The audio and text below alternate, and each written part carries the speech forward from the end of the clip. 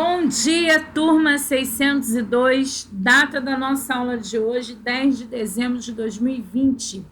Nós vamos estar falando sobre migrações e invasões no Império Romano.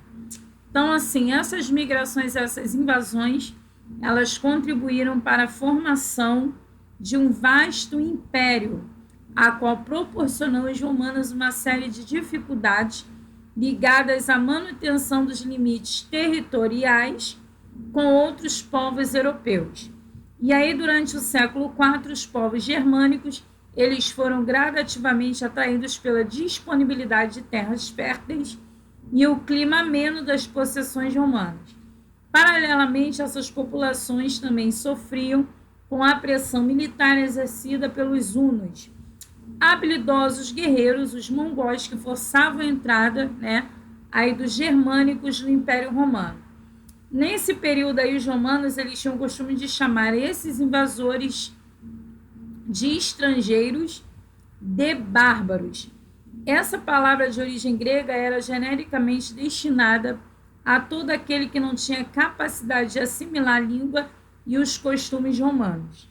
Apesar dessa distinção, as invasões bárbaras elas foram responsáveis diretas por um intenso intercâmbio cultural que modificou profundamente a formação étnica, política, econômica, linguística e religiosa do mundo ocidental. Tá?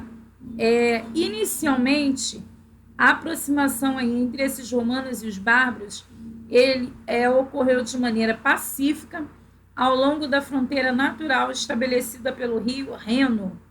E então, aí no século XII a.C., a tentativa de expansão dos territórios romanos estabeleceu um envio de tropas para imediações do rio Elba. Tal ação ela poderia ser o primeiro passo para o Império Romano, onde ele pudesse estabelecer os seus domínios na Germânia. Contudo, esses povos dessa região acabaram impondo a fronteira romana para trás do rio Reno. E aí, progressivamente, o contato com os bárbaros permitiu a entrada de estrangeiros na própria estrutura do poder de Roma. E aí, alguns germânicos eram contratados para realizar a guarda pessoal dos imperadores.